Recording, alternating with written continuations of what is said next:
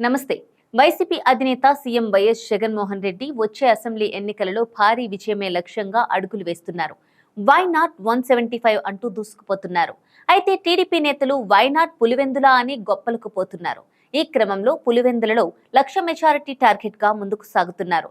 సతీష్ కుమార్ రెడ్డిని సీఎం జగన్ స్వయంగా కండువా కప్పి పార్టీలోకి సాదరంగా ఆహ్వానించారు. సతీష్ కుమార్ రెడ్డి టీడీపీ అభ్యర్థిగా 2014-2019 ఎన్నికల్లో పులివెందులలో జగన్ పై పోటీ చేసి ఓటమి పాలయ్యారు.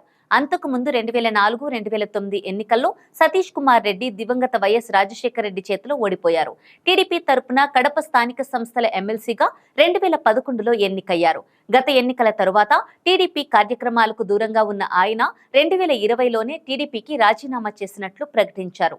వచ్చే ఎన్నికల్లో పులివెందులలో మరింత మెజారిటీతో సీఎం జగన్ ను గెలిపిస్తానని చెప్పుకొచ్చారు. అంతేకాక చంద్రబాబు నాయకత్వంలో టీడీపీ ప్రాభవం కోల్పోతోందని, ఆయన పెద్ద అవకాశవాదని సతీష్ కుమార్ రెడ్డి విమర్శించారు. తెలుగుదేశం పార్టీని నారా లోకేష్ వ్యాపార సంస్థలా నడుపుతున్నారని ఆరోపించారు. 27 ఏళ్లు టీడీపీకి పనిచేసా, పులివెందులలో టీడీపీ బలోపేతానికి పాటుపడ్డాను. నా కష్టానికి ప్రతిఫలం ఇవ్వకుండా అవమానించారు. నాకు జరిగిన అవమానంతో 2020లోనే టీడీపీని వదిలి బయటకు వచ్చాను. 27 ఏళ్లు వైఎస్ కుటుంబంతో పోరాటం చేశా, ఇబ్బందులు పెట్టా. అయినా జగన్ పెద్ద మనసుతో పార్టీలోకి ఆహ్వానించారు. 4 ఏళ్లు నన్ను టీడీపీ పట్టించుకోలేదు. ఇప్పుడు రాయభారం పంపుతున్నారు. చంద్రబాబు పెద్ద అవకాశవాది. చంద్రబాబు నాయకత్వం పార్టీలో తగ్గిపోతుంది. నాలాంటి చాలా మంది సీనియర్లు ఇబ్బంది పడుతున్నారు. ఇకపై జగన్ తో నా ప్రయాణం ఉంటుంది. నా అవసరం జగన్ కు 1% కూడా లేదు. అయినా ఏ బాధ్యత అప్పగించినా పనిచేస్తా అని చెప్పుకొచ్చారు. ప్రస్తుతం టీడీపీ మారెడ్డి రవీంద్రనాథ్ రెడ్డికి పులివెందుల సీటు ఇచ్చింది. గత కొంతకాలంగా పులివెందుల టీడీపీలో ఆయనే కీలకంగా ఉన్నారు.